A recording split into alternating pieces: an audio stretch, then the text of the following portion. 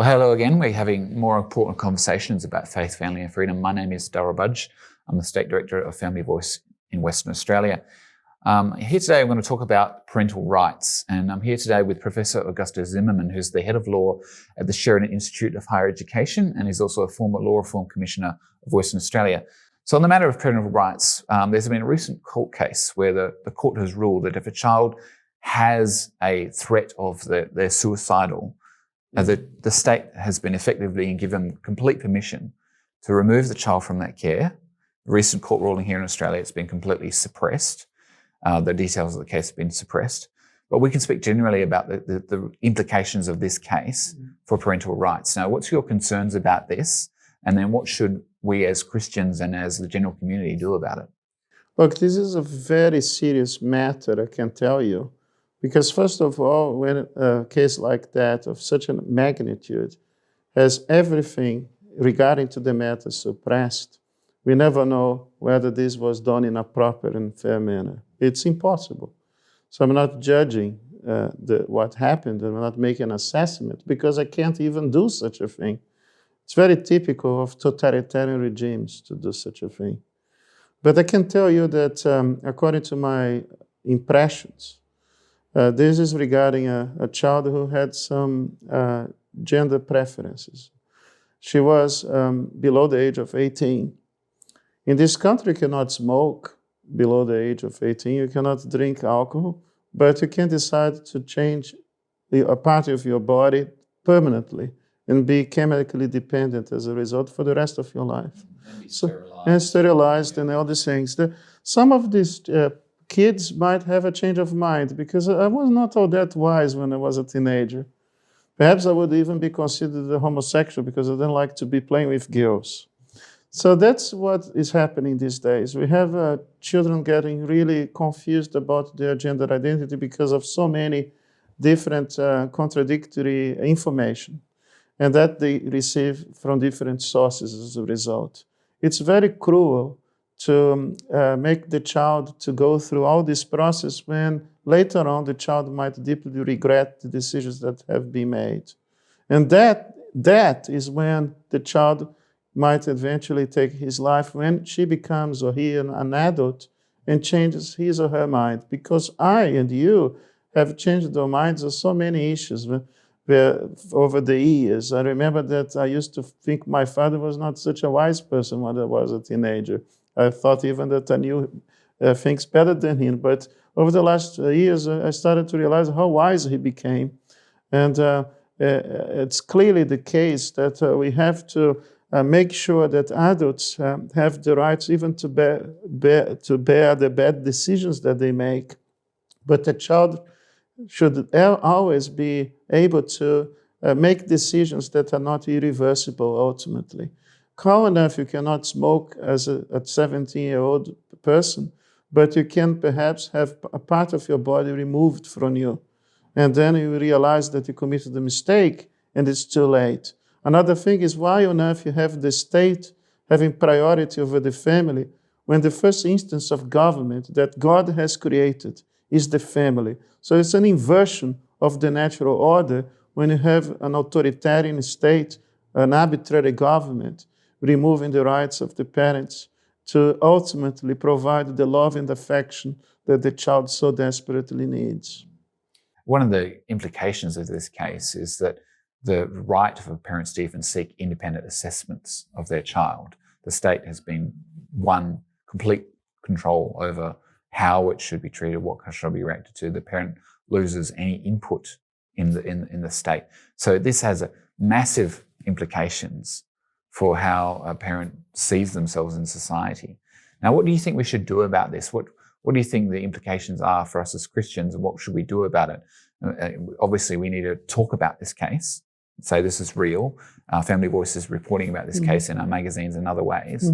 What do you think we should do about it? Well, I think we should certainly be more careful about not putting too much confidence and trust in the capacity of our rulers to make the proper decisions. Ultimately, we have to start to think that the parents have more rights than the state to raise their kids in accordance with their values and even principles that we have in place, even in our family, being a form of a small community, we have our own values that we have to apply. But I can tell you one thing. This is not something that started with this case. We know very well, I attended the funeral of a friend who was alienated from his children for more than 10 years. That's because he was considered to be perhaps too religious, or perhaps because the government thinks that it knows better than the father. There are so many incentives now for this sort of dysfunctionality in the families, and even incentives for dysfunctional families now. The government sometimes gives financial incentives for such a thing. So that the cost of this is the miserable lives of these kids, who sometimes are totally unable to be properly connected with both parents as a result. There is a whole package of disincentives for moral and responsible behavior when it comes to the sphere of the family. And this is all being sponsored by the state, because once the state destroys the family, the person or the entity that has been not ultimate, but at least indirectly responsible for the problem, will emerge as a person or the entity that solves the problem by selling us the solution for a problem that the state itself has, if not created, at least contributed. Yeah, well, the state is perpetuating it as a problem and saying that all these experimental medications that were actually created for other purposes, like a puberty blocker was created for precocious puberty. It wasn't created for this purpose. And the state says a child can choose to do that at age 5. Yeah, and the child will be chemically dependent on these drugs for the rest of his or her life. Yeah. And not only that, but the parents who try to have something to say about this and to see if they can do something to protect the child will be accused of being religiously biased. I know that in a particular case that I cannot refer because we live in an oppressive reality, I cannot disclose the whole details, but the parents were accused of being too religious. So if you actually are a person with traditional values that built this society, because the foundations of our society are based on Christian principles and values, that makes you unsuitable to be a proper provider for a child according to this particular government and those who work for the government.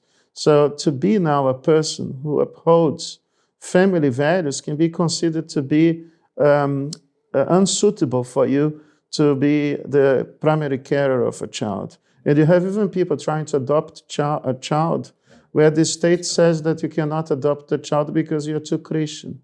So the government's objectively speaking attacking the Christian community and saying that if you happen to be a person of biblical values or Christian values, that makes you unqualified even for adoption in this particular state. So what is now real harm is good. Yeah. And what is good in terms of counselling for a child that may have gone through a bunch of different anxieties or developed depression or had some kind of trauma that happened in the course of their life that creates a confusion in their mind, whatever it may be, that child is not given access to a full gamut of potential counselling and care for that child. The state says this path alone, which leads them off into a direction where they never are allowed to even have access to another form of counselling. The conversion therapy laws and things like that, they're now being introduced. And it's been promised here in Western Australia as well. And it's moved already in Victoria, and it's going to be in operation from about January next year. And that's going to censor and self-censor parents, Christian people, religious people in general, say, well, I no longer can even care for people on an individual basis. In Victoria, you're not even going to be allowed to pray for somebody. So various Christians, there obviously is going to be some place where we can carefully and responsibly and righteously resist and rebel against such a absolutely un-Christian command. Even for the good of the society, because you know that Rodney Stark, the American sociologist, wrote a book about America's blessings. And I think that's actually the precise title of the book, or something quite similar.